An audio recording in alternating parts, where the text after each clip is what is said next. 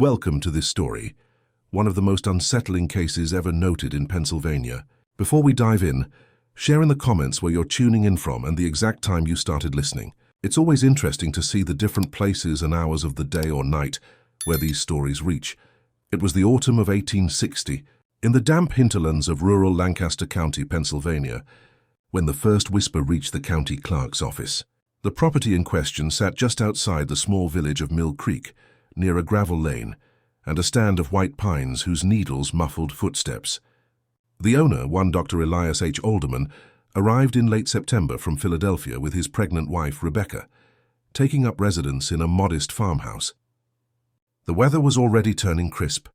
Fields had been harvested, but leaves still clung to branches, and the air held a faint whiff of decay, as if the land were preparing itself for winter. Documents show that Dr. Alderman studied obstetrics in Philadelphia during his early career. He had even visited the newly founded Women's Hospital of Philadelphia in the city to observe maternity cases, though his practice was never formally affiliated with that institution. The farmhouse they rented had been built just a decade prior by a local farmer, Jonathan Beck, whose family sold the land after Beck died in 1858 of a bilious fever that the neighbors described as unusually virulent. County records list the Beck family as reputable. Neighbors described them as steady folk, little talk, no fuss. Yet there were mentions in a minister's diary of the family's black nights of sorrow when children cried out in their sleep, and fainting spells plagued the wife of the household. From the outside, the farmhouse appeared ordinary, a two-story frame house with modest clapboards, a single chimney, and a small cellar used for root vegetables. But locals noted the land behind the house sloped gently into a hollow where the undergrowth gathered, and a faint stream ran. Neighbors in Mill Creek spoke of a low, sustained humming coming from that hollow during damp nights, faint and odd, like the buzz of insects in a jar, but no one could ever locate the source. When Dr. Alderman and his wife moved in, they brought with them crates of medical implements, bottles, and journals.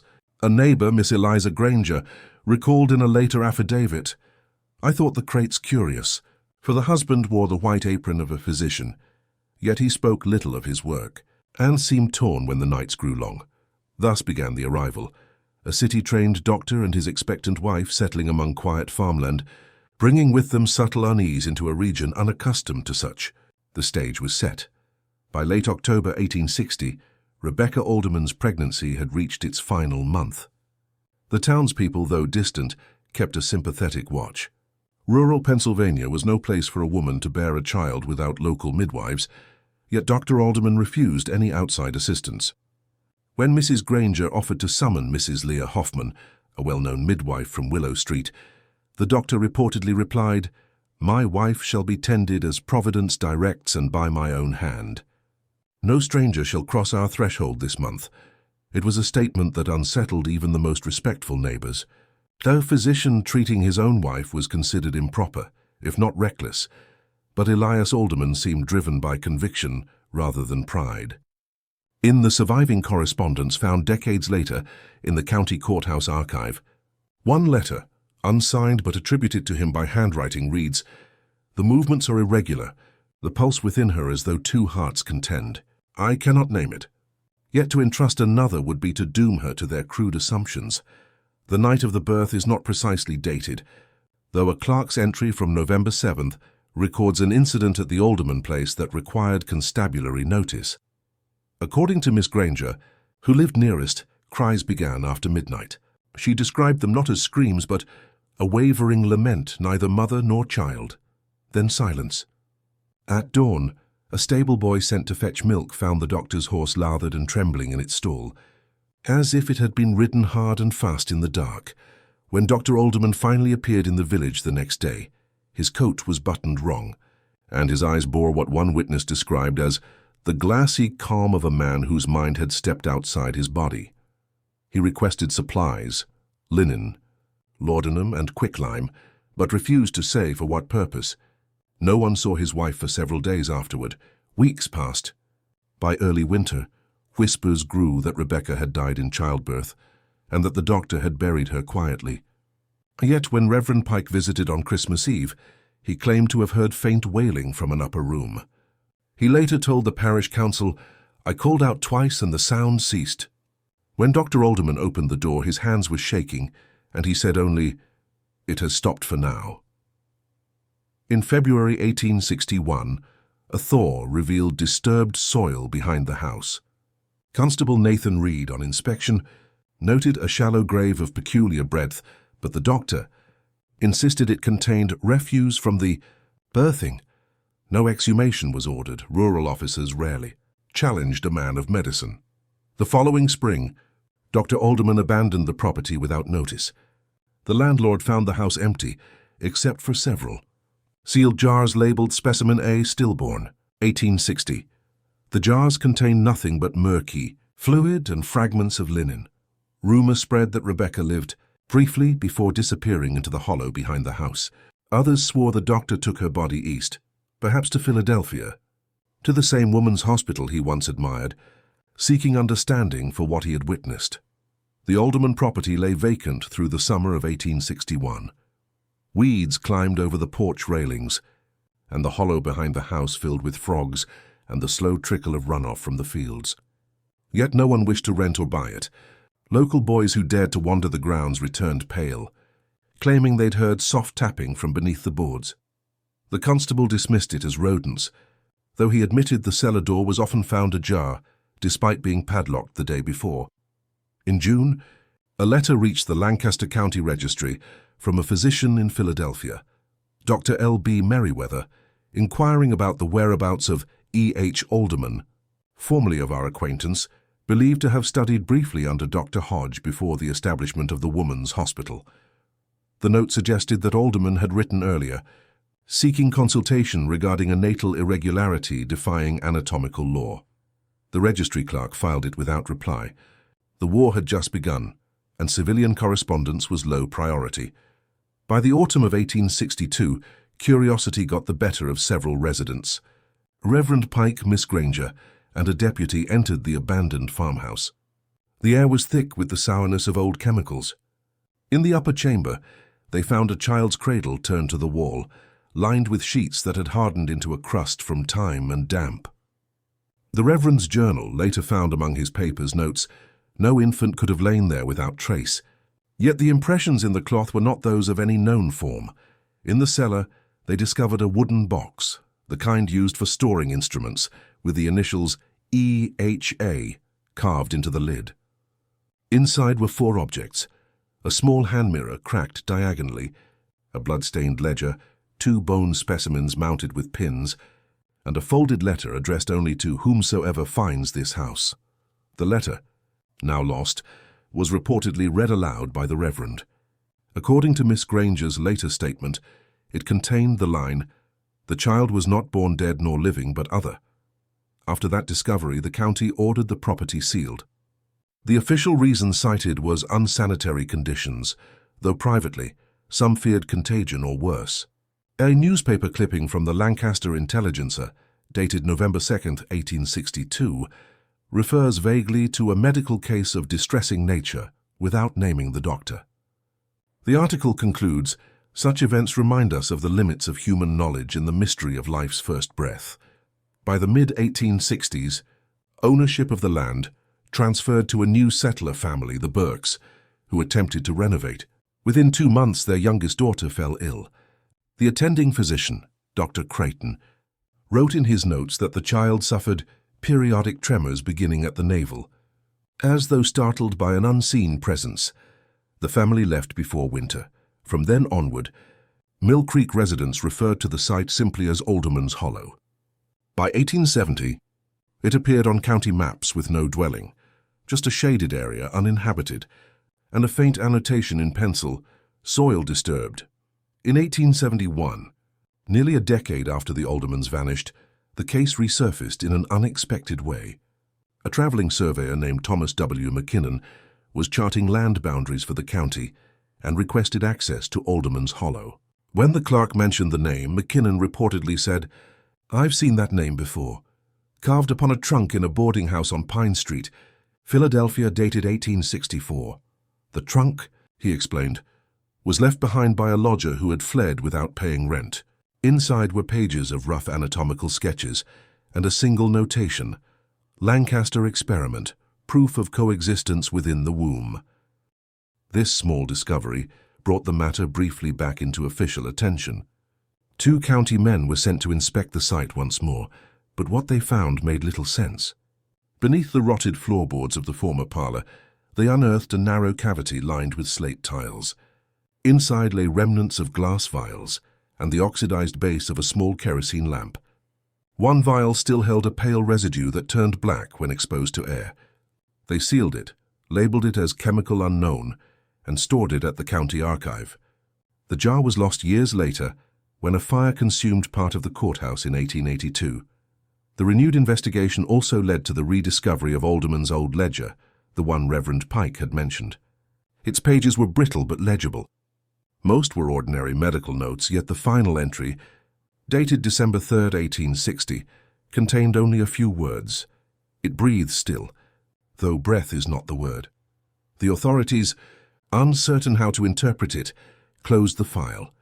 Yet word of the Lancaster birth reached physicians in Philadelphia, particularly those affiliated with the Woman's Hospital. Some privately referred to it as the Alderman irregularity, using it as a cautionary example when discussing premature or conjoined births that seemed beyond classification. No such case, however, was ever officially recorded. In the spring of 1873, a man matching Alderman's description was reportedly seen near Harrisburg, lodging under the name Elias Howell. The innkeeper later said the man carried with him a small satchel that emitted a faint chemical odor. He left one morning before dawn, leaving behind a sealed envelope addressed to Dr. Merriweather, Philadelphia. The letter never reached its destination. Meanwhile, in Mill Creek, the hollow remained abandoned. Children dared each other to fetch stones from its center, claiming that anything brought from there turned warm in the hand. A schoolteacher, Mrs. Lang, wrote in 1875, "The air by that stream has a sound to it like breathing. Not wind, not water. Breathing." By 1880, local historians began collecting accounts of the region's stranger occurrences, and Alderman's Hollow featured prominently among them. One pamphlet printed by the Pennsylvania Folklore Society noted, "In the days before modern medicine, births such as these were wrapped in secrecy. Some were hidden out of shame, others because they were not entirely of this world. The story might have faded entirely, had it not been for what the new landowner found in 1884, buried beneath the stone well. In the spring of 1884, the property was purchased by a retired postmaster named Samuel R. Dunning, a man known for his practicality and his disinterest in superstition. Dunning intended to rebuild the farmhouse as a summer retreat for his family, laughing off the warnings of Mill Creek's older residents. "I believe in God and groundwater," he said. "Neither frightens me." Construction began that April. By May, the workers had cleared the debris and reopened the old well that had been sealed since Alderman's time. The water, they reported, was unusually clear but emitted a metallic tang, like rain off iron. On the 3rd day of digging, one of the laborers, a man named Caleb Schoff, struck something solid about 6 feet down, a rusted metal container, roughly the size of a cradle, bound in wire and tarred canvas. When they hauled it up, Dunning insisted on opening it immediately. The men pried the lid loose, revealing a layer of silt linen and 2 decayed books. Beneath that, there appeared to be human remains, small, fragile, and deformed in ways none present wished to describe. Schoff later told the county coroner, "It looked half-formed but not half-human. The eyes had sockets but no lids." As if waiting to wake, the coroner, Dr. Amos Klein, recorded the findings with clinical brevity. Infant or fetus of indeterminate gestation, skeletal irregularities inconsistent with human proportions, estimated interment, 2 decades. He ordered the remains buried in a municipal plot without ceremony. But Dr. Klein, who had trained briefly in Philadelphia, recognized something unsettling in the structure of the skull. In a private note found among his effects years later, he wrote, "The cranial plates were joined as though 2 heads pressed from within, yet fused to one face." News of the discovery spread quickly through Lancaster County. The New Era Gazette printed a small article titled, "Grim Find at Alderman's Hollow," mentioning the connection to a disgraced obstetrician formerly of Philadelphia. The paper received a terse letter the following week from a man claiming to be EHA, insisting that the remains were a medical teaching specimen, improperly disposed of. The handwriting, when compared to the earlier ledger, matched perfectly. After that letter, no further trace of Alderman was ever found. Some suggested he had gone south, perhaps joining the flow of war refugees decades earlier. Others believed he was dead, buried under one of his own false names. Later that year, Dr. Klein presented a paper to a small circle of physicians in Philadelphia, an informal discussion held near the Women's Hospital of Philadelphia, where topics of abnormal births were sometimes shared confidentially. According to notes from a student present that day, Klein spoke not of the physical body, but of a pattern of respiration impossible under natural law. He warned that the Alderman case should remain sealed, lest it encourage the curious to tamper again with life's border between stillness and motion. Klein's warning went unheeded. In 1886, trespassers reported hearing cries at the Hollow once more. By 1886, Alderman's Hollow had regained its eerie reputation, part curiosity, part warning. A thin mist perpetually hung above the stream that wound through the property, even on clear mornings. Travelers along the Mill Creek Road swore they saw faint lights moving low to the ground, as though someone carried a lantern beneath the earth. The Dunning family, still residing in town, abandoned their reconstruction efforts entirely after one of their hired caretakers vanished. His name was Jonas Rupp, a quiet man from nearby Quarryville, last seen in late October carrying a lantern down to the Hollow to check the fencing. The next morning only the lantern was found, upright, still burning beside the well. Constable Nathan Reed, Jr., son of the earlier investigator, filed a brief report stating there was no evidence of struggle, no footprints beyond Rupp's own, and a smell in the air resembling burned cloth. Within weeks, a new wave of interest arose among medical men and curiosity seekers. The story of Alderman's child had become a kind of regional myth, a half-born creature, whispered about in taverns and retold by itinerant preachers as divine punishment for hubris. Yet some took it seriously. Among them was Professor William D. Sarton of the Philadelphia College of Physicians, who wrote to the Lancaster Historical Society requesting any surviving records of Dr. Alderman's work. He believed the doctor may have been attempting early experiments in resuscitation, a theory not entirely implausible in the context of 19th-century medical zeal. Sarton's correspondence, preserved today in fragments, reveals something more troubling. In one letter to a colleague, he mentions reviewing a distorted cast allegedly taken from a fetal form preserved in Alderman's collection. The structure of the thorax suggests respiratory motion unlinked from pulmonary tissue, he wrote. As if air itself had learned to imitate breath, the more Sartain studied, the less he slept. His last note, dated November 10, 1887, reads only, "The Hollow exhales. It is not metaphor." He resigned his post the following spring and was later admitted to a sanatorium outside Reading for exhaustive delusions. Meanwhile, local authorities made another attempt to fill the well and mark the property closed to the public. Workers poured stone and lime, sealing it permanently, or so they thought. A year later, a heavy rainstorm caused the ground to sink again, exposing part of the old casing. The soil around it steamed for days.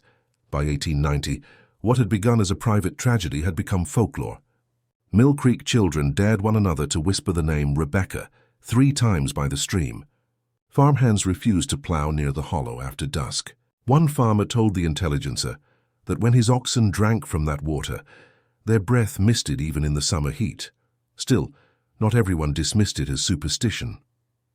A handful of visiting physicians quietly returned to the area that winter, hoping to verify what Alderman had witnessed 30 years before.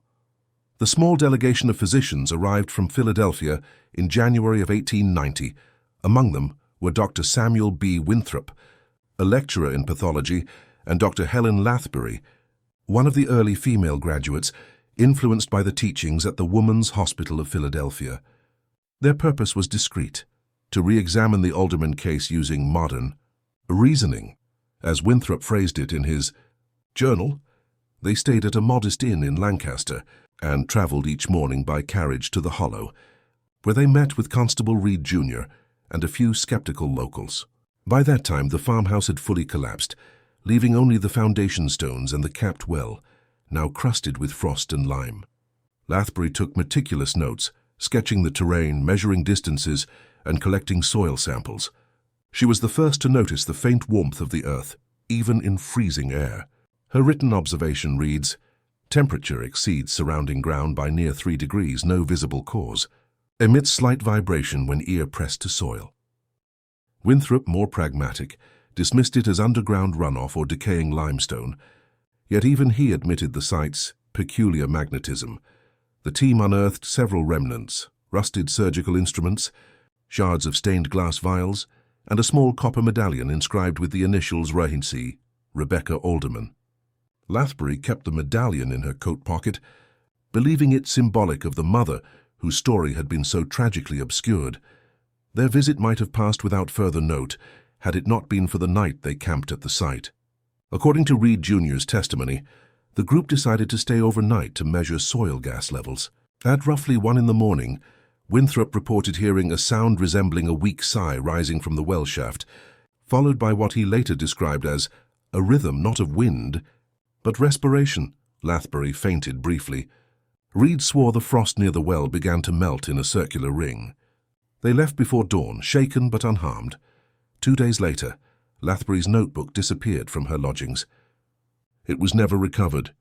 However, Winthrop's surviving papers, discovered after his death in 1894, contain a brief summary of their findings. No verifiable anomaly, save for the psychological influence of the place. Yet I cannot forget the cadence. I know the sound of breath. This was something rehearsing it. When the physicians returned to Philadelphia, their colleagues received their report with polite skepticism. The Lancaster New Era published a restrained article titled "Medical Inquiry at Alderman's Hollow." No result. It concluded with the line, "Some histories refuse their own closure." By the following winter, Mill Creek had grown quiet again. The hollow was fenced off and left to the elements. Only the locals, especially those who lived along the creek, still spoke of hearing faint sighs on certain nights when the fog thickened over the fields. They said it always came in pairs, one deep, one shallow, as though 2 lungs tried to share a single breath. Through the early 1890s, Alderman's Hollow became a forbidden subject in polite company, yet its legend continued quietly in corners of taverns and meeting halls. A generation that had grown up hearing their parents whisper about the birth that never should have been, now spoke of it as a test of courage. Few had ever read the original records, for most had been lost or deliberately removed from county archives. Among those who refused to let the case fade was Dr. Helen Lathbury herself. After returning to Philadelphia, she began publishing under a pseudonym in a small medical quarterly.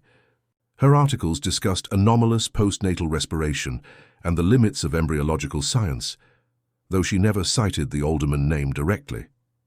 Still, those who had heard her speak privately knew she referred to the Lancaster case.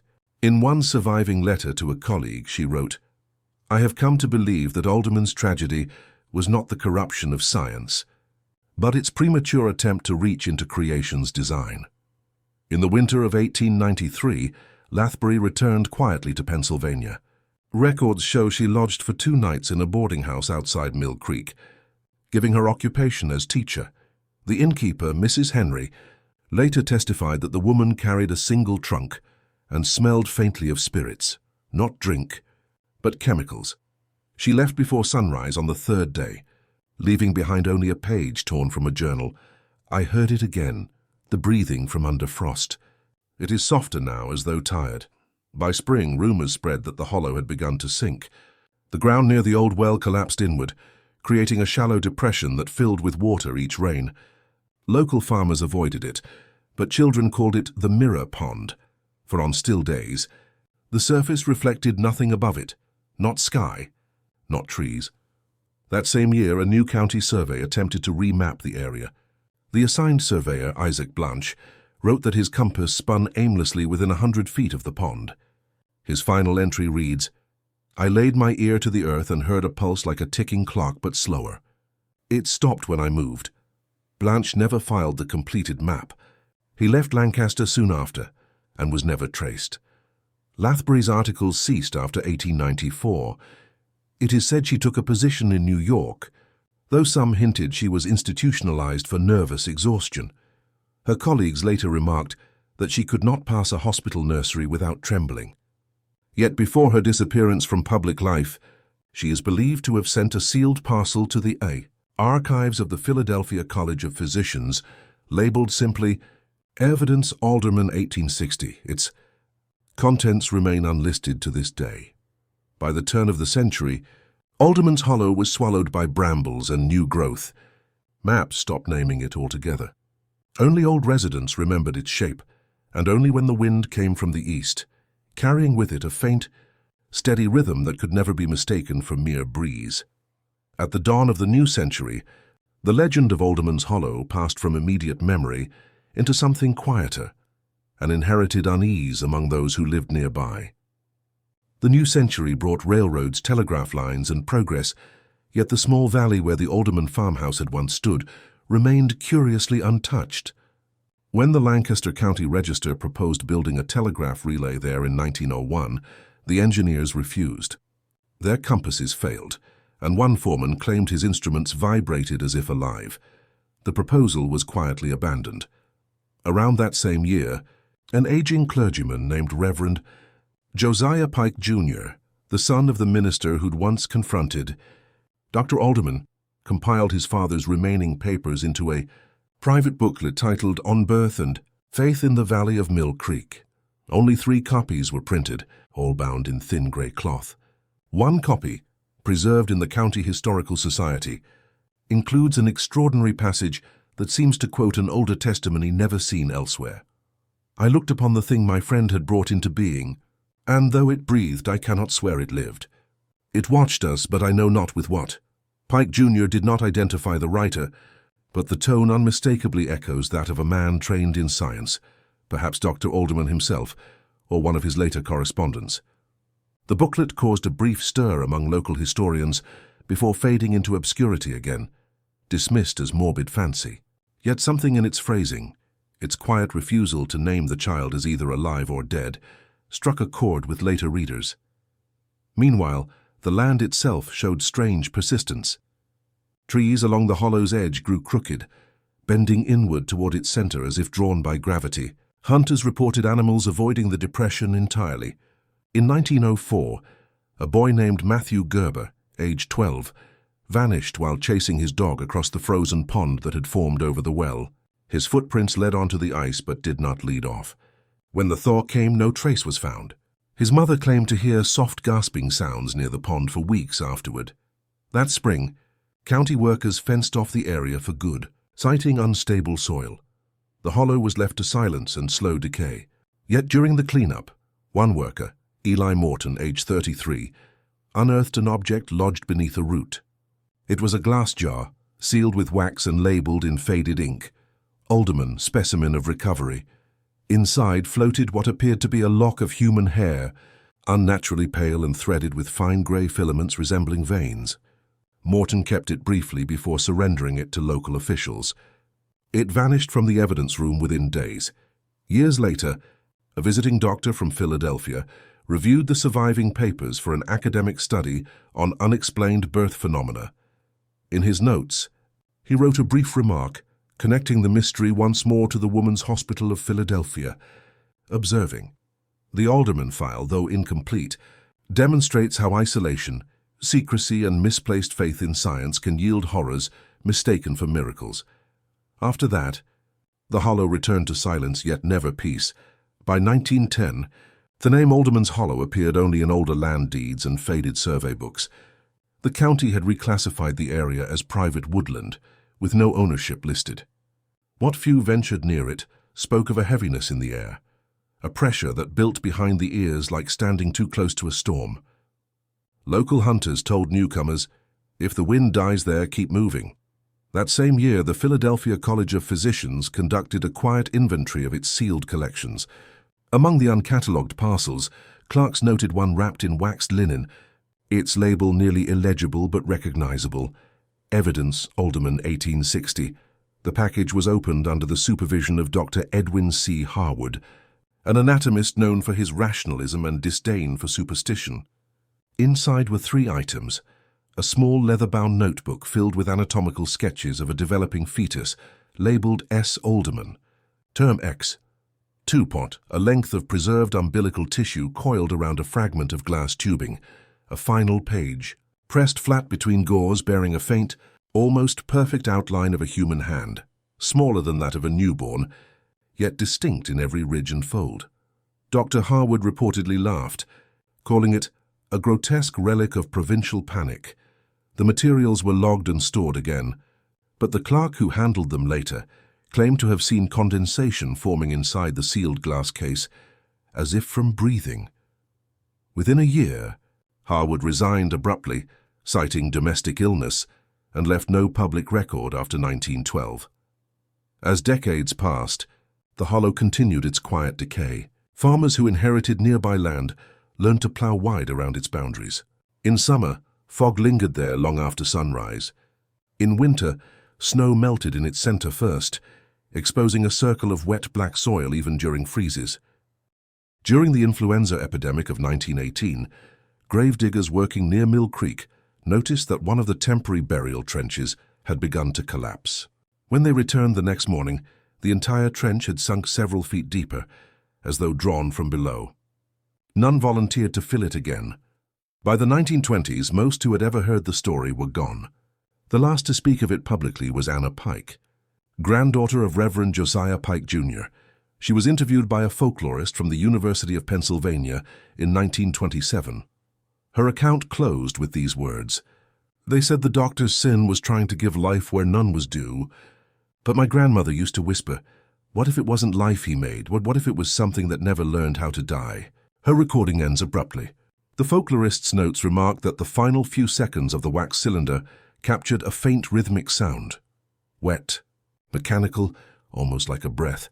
By 1930, construction crews clearing new farmland finally filled the hollow with stones and earth. No marker stands there now. A modern road runs over it, and drivers passing that stretch at night sometimes report their radios crackling into silence for several seconds.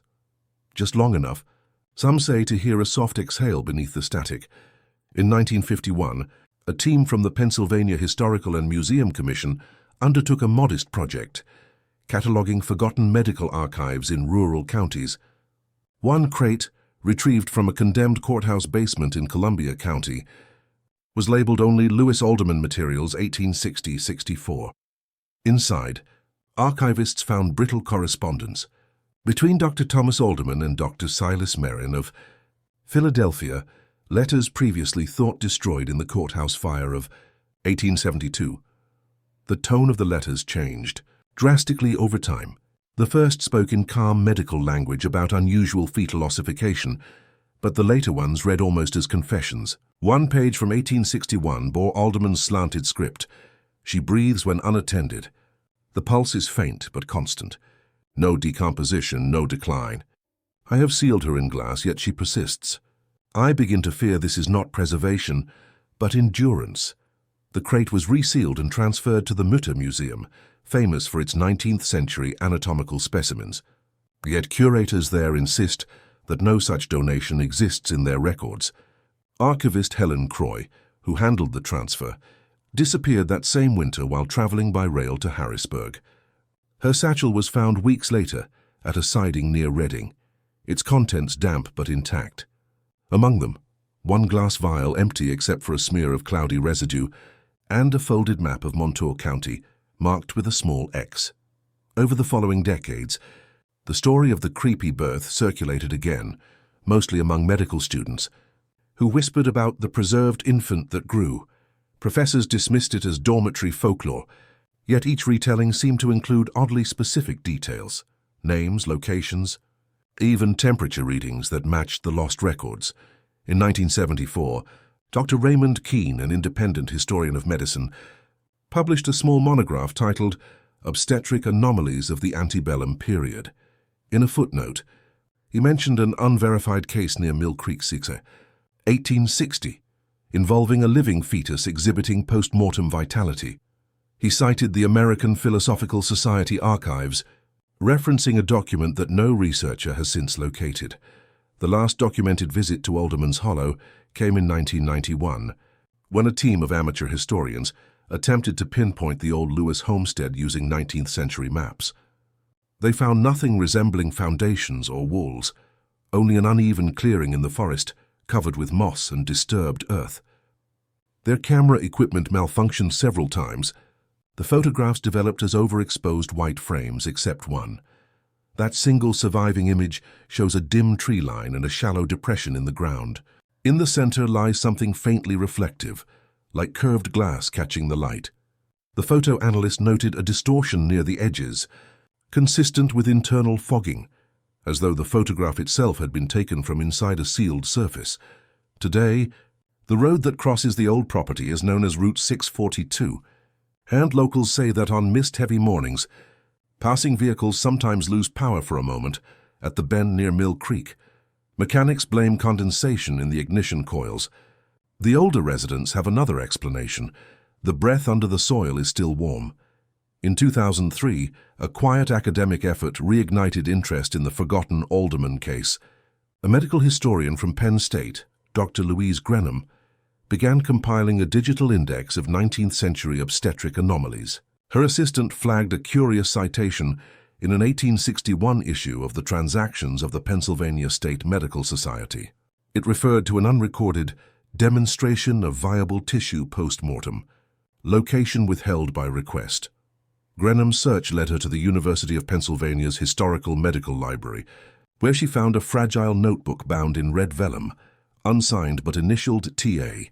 The entries were anatomical in detail but emotionally unsteady, phrases oscillating between clinical observation and frantic self-defense. One page read, "If she endures without pulse, then death is not final but incomplete. I am neither blasphemer nor savior, only witness." Grenham published a brief abstract in 2004, cautiously labeling it Case Study of Ambiguous Viability. She refrained from using the word alderman, yet the regional hints and timeline made the connection obvious. Within weeks, her university inbox filled with warnings, anonymous messages quoting 19th century scripture, and phrases like, "Let her sleep in the soil that will not freeze." In 2005, Grenham returned to the area once called Alderman's Hollow, now overgrown state land near Washingtonville, Montour County. She took soil samples and noted unusually high traces of preserved collagen and sodium carbonate, chemical signs consistent with old formalin mixtures. One glass fragment she unearthed bore a faint curved lip, identical in composition to early 1860s laboratory vessels manufactured in Philadelphia. Her report drew modest attention in academic circles, but was soon overshadowed by controversy. The Pennsylvania Bureau of Conservation denied access for further excavation, citing ecological disturbance. Meanwhile, her research partner, Dr. Peter Rusk, claimed to have seen unexplained condensation forming in sealed sample jars days after the fieldwork. Grenham's final paper draft, later recovered from her hard drive, ended abruptly mid-sentence. Whether Alderman sought to restore life or only to prevent decay, his subject remained outside both definitions.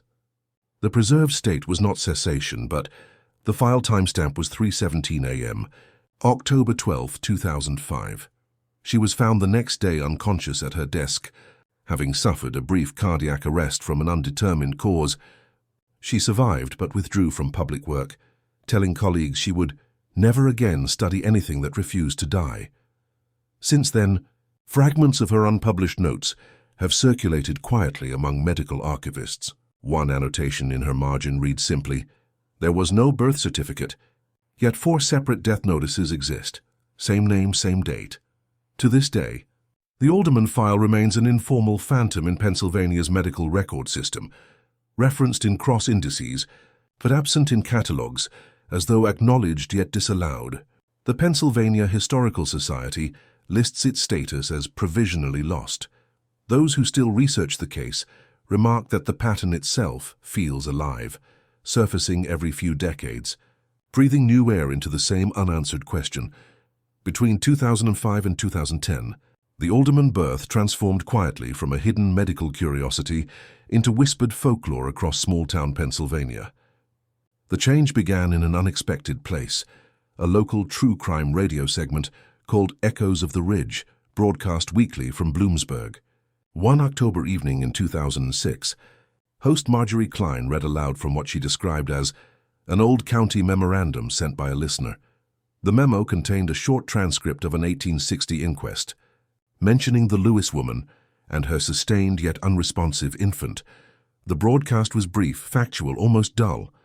But within days, the station received over 30 letters and voicemails from residents of Montour and Columbia counties, each claiming to know a version of the story, though none quite matched. Some spoke of a doctor who sealed a crying child in glass to stop the decay, others of a woman who gave birth to her own twin's ghost. Klein dismissed most of it as rural myth-making, until one letter arrived without a return address. It read, "You've reopened what the ground has been holding down. There was a reason they filled the hollow with stones. Later that winter, hikers reported strange fog banks forming near the low bend of Route 642. One couple, from Milton, told a local reporter that their car radio cut to a single heartbeat before shutting off. When police tested the stretch of road, they found no interference source, no transmission tower, no electrical fault. Yet one of the officers, Deputy Harrison, noted in his log, felt brief warmth under boots while standing over the old drainage ditch." Folklore enthusiasts began visiting the site with handheld recorders. One such researcher, Joel Farron, uploaded a short audio clip in 2008 that went modestly viral on early web forums. The clip contained a low rhythmic pulse, measured at 60 beats per minute, followed by a faint sound like a sigh. Analysis later confirmed that the pulse was not electronic feedback, but an actual acoustic pattern recorded in open air. Locals began referring to it as the breath below. Older residents refused to discuss it. A retired mail carrier, Mr. Gibbons, told a visiting journalist in 2009, "We used to play near that patch before it was filled. The dogs never went near. They'd just whine and dig the snow like they smelled milk under the ice." By 2010, the folklore had merged with urban legend. Teenagers dared one another to drive Route 642 at midnight with their headlights off for 10 seconds. Supposedly, if you did, condensation would appear on your windshield from inside.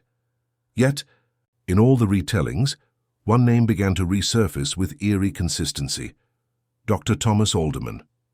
Someone was copying fragments of his old letters and leaving them folded in public library books, the same handwriting as the 19th century samples verified in Grenham's files. Experts dismissed it as hoax or coincidence, but a final discovery kept the story alive. In April 2010, a retired genealogist named Clara Bowman published an article tracing the Lewis family's burial records. In a single ledger from 1860, she found the entry: Margaret Lewis survived delivery. Child listed unknown female, status continued. The phrase continued appeared nowhere else in the entire cemetery record. In 2011, the Alderman birth crossed from regional legend into digital obsession. A graduate student in digital anthropology at Temple University, Eric Lawton, launched a small website called hollowfiles.org to document localized folklore with medical undertones. What began as an academic repository quickly turned uncanny. One of the first uploads was a grainy scan of a handwritten page, supposedly from Dr. Alderman's 1860 notebook. It showed an anatomical diagram of an infant's rib cage drawn with surgical precision, but instead of notes about bone density or muscle structure, the margins contained phrases like "still in motion even through sealing" and "the hum persists through glass." Lawton cited Dr. Louise Grenham's unpublished field notes as the source, though she had never made them public. When questioned, he claimed they'd been sent anonymously through the university's internal mail. Within weeks, visitors to Hollowfiles began sharing strange experiences: distorted photos, corrupted uploads, and even brief site outages that always coincided with 3:17 a.m., the same timestamp found in Grenham's final unfinished document. At first, Lawton dismissed these as coincidences or technical glitches. But then, in early 2012, a visitor from Montour County uploaded a short handheld video titled "The Stones Still Steam." The footage, filmed at dusk, showed a small clearing near the bend of Route 642. For the first 30 seconds, nothing unusual, just damp soil and low mist. Then the camera panned downward, revealing a patch of earth darker than its surroundings. The soil appeared to tremble slightly, almost imperceptibly, as though something beneath it was breathing. No one could identify the uploader, whose account vanished within hours. Lawton's site logs revealed that the video had been uploaded from a public library computer in Danville, the same town where Alderman's private office once stood. He archived the clip and reported it to local authorities, but when investigators visited the location, they found no disturbed ground, only a ring of dry leaves forming a near-perfect circle. In 2013, Holofiles mysteriously went offline. Its backup data was intact, yet every file associated with the Alderman case displayed a warning. Error. File locked in use. Lawton later claimed that even in isolated offline systems, the lock persisted, his drive showing active processes despite no internet connection. He abandoned the project and took a teaching post in Maine, refusing interviews afterward. By 2014, fragments of the case began appearing in academic talks again. The College of Physicians of Philadelphia, referencing their own 1910 archives, noted a missing specimen record marked Alderman Tissue Anomaly. A curator quietly admitted that the catalogue slot was still reserved, though the jar itself has not been located in decades.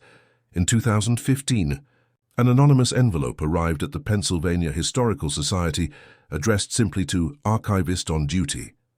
Inside was a single Polaroid photograph, its edges stained with what appeared to be formalin. The image depicted a narrow wooden table, covered in dust with a single object centered on it, a glass cylinder, fogged from within.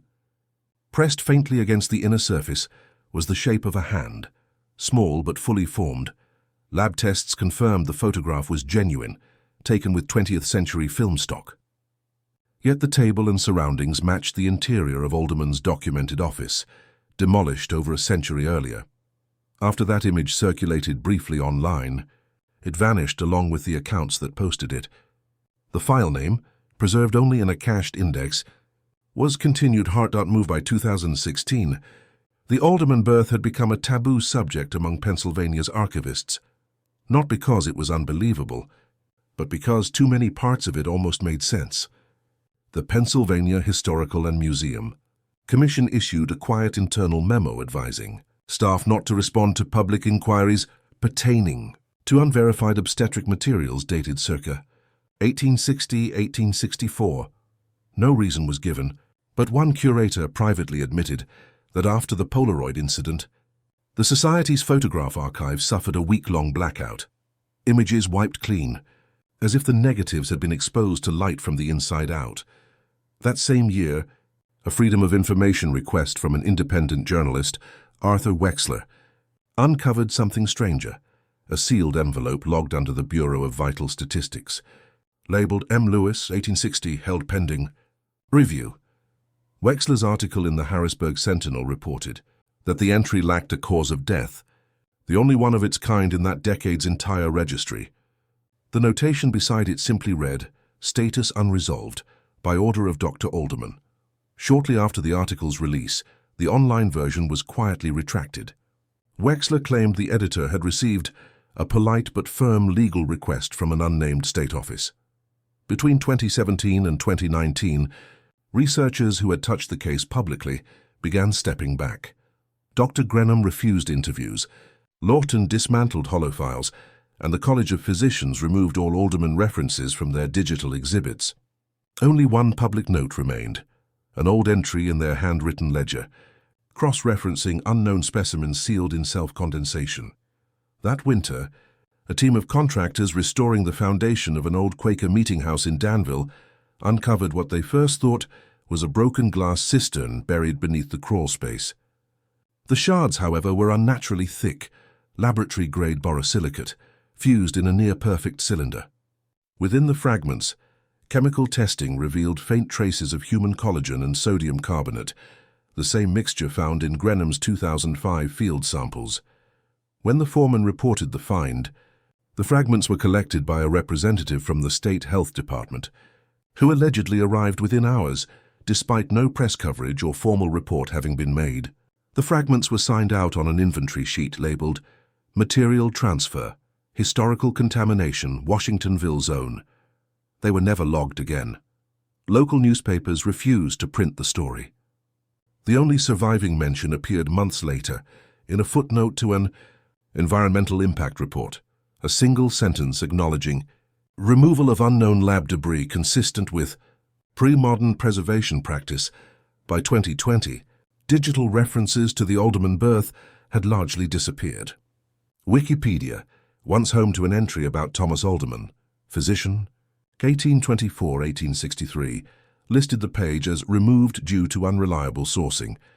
Cached versions still exist on obscure archive mirrors, though even those sometimes display corrupted text, repeating a single word through broken lines of code. Continued. Even now, state historians call it a ghost story.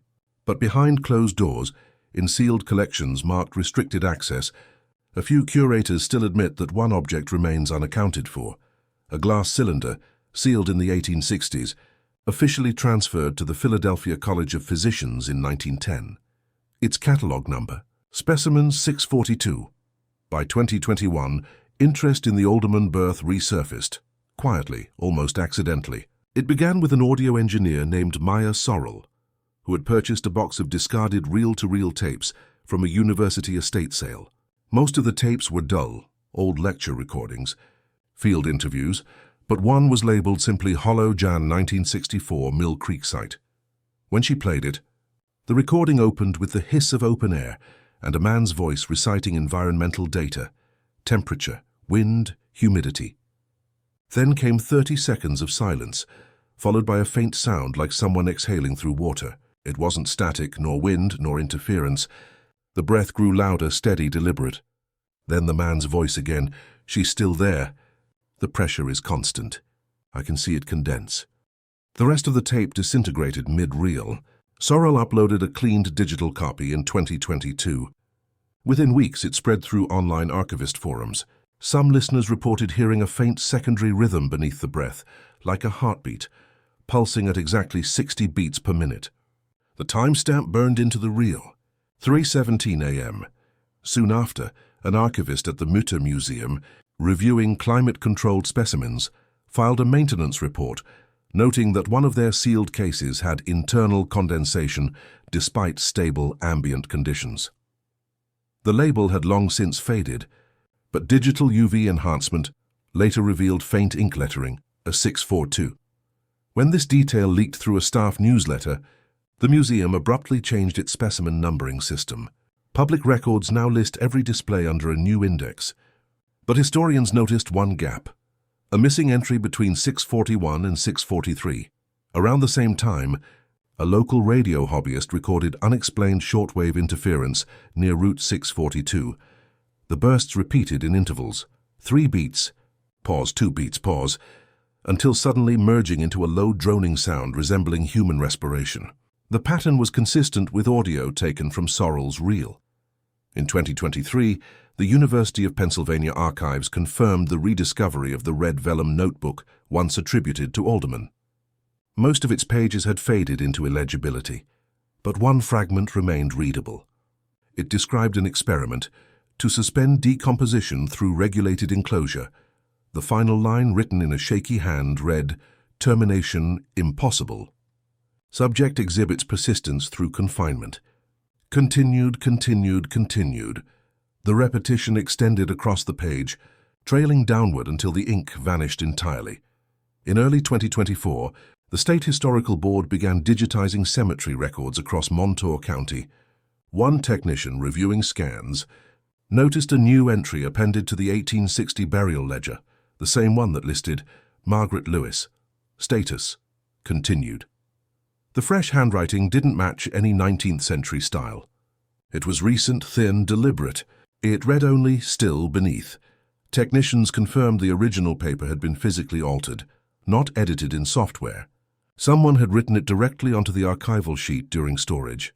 Today, Route 642 still cuts through the wooded rise once called Alderman's Hollow. On cold mornings, condensation appears on the road's center line before sunrise, stretching in a perfect circle that fades by noon. Locals say if you park there and turn off the engine, the air grows warmer near the ground. Some claim to hear breathing, Not loud, not threatening, just steady. And when asked what they think it is, most shrug and repeat what their grandparents said. It's nothing new. It's just still continuing. By 2025, the Alderman birth existed in two worlds, one archival, sealed and clinical, and one folkloric, whispered and wandering. For historians, it was a fragmented case that refused completion. For the people of Montour County, it had become a quiet superstition that no one quite dismissed. Locals still referred to the low stretch of Route 642 simply as the Warm Road. Truckers claimed frost never formed on that section, even in deep winter. Students from Danville High told of headlights dimming for 3 heartbeats when crossing it after midnight. And though no scientific explanation had ever been proven, old-timers insisted the phenomenon began around the time the stones started sinking again. In February 2025, a researcher named Eleanor Hart, a postdoctoral fellow in medical history at Temple University, published a paper titled Persistence Phenomena in 19th Century Embryological Experimentation. Buried deep in her footnotes was a subtle acknowledgement. Montour County case materials, possibly connected to the work of Thomas Alderman, remain under restricted access. When contacted for comment, she declined interviews but left a cryptic statement in an academic blog. There are 2 types of death, cessation and withdrawal. The Alderman case explored neither. It found the space in between. That same spring, an anonymous donor sent the Pennsylvania Historical Society a sealed package wrapped in waxed linen. The label bore a simple return mark, Alderman 1860. Archivists debated whether to open it, fearing a hoax. When finally unwrapped, it contained only a folded sheet of vellum and a small square of aged mirror glass. The note read in faint pencil, "Do not expose her to the cold." The reflection on the glass showed nothing unusual, until a staff photographer reviewing images noticed condensation forming across its surface in the final frame. The temperature in the room had remained constant. That night, the security system triggered an environmental alert in the archive vault. The humidity had risen sharply around the package. Surveillance footage captured a dense fog forming near the shelf for approximately 3 minutes before vanishing entirely. No damage was recorded, and the box was resealed under climate control. But since then, museum staff have reported an intermittent sound within the storage corridor. A faint rhythmic hum, barely perceptible, like breath against glass. The audio sensors log it every few nights, always at precisely 3:17 a.m.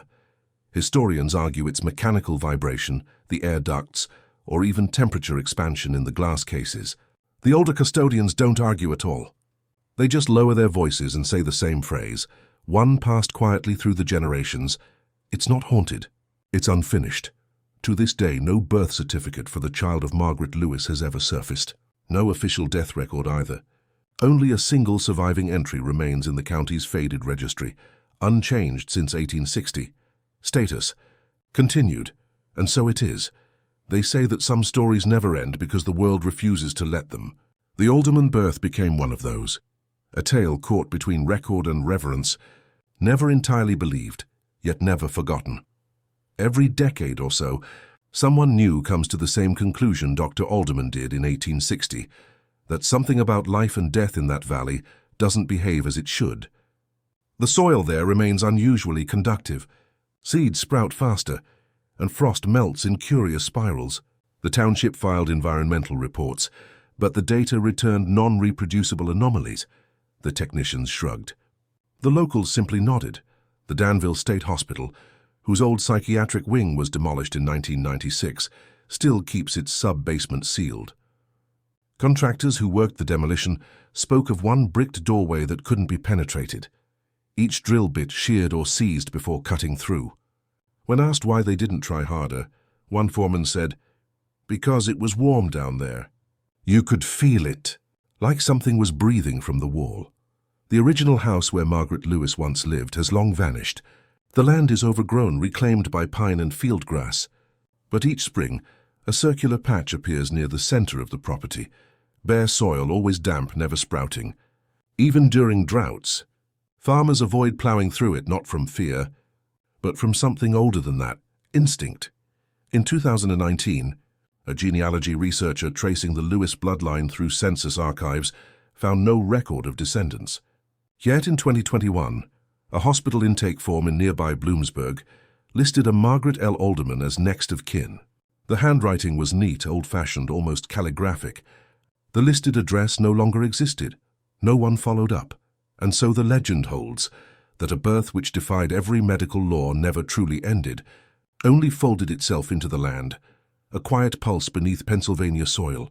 Somewhere between the archived and the imagined, between the laboratory and the cradle, she still lingers, neither dead nor alive, only waiting for someone patient, enough to name what she became. She was born once, said the coroner in 1860, but I believe she's still being born.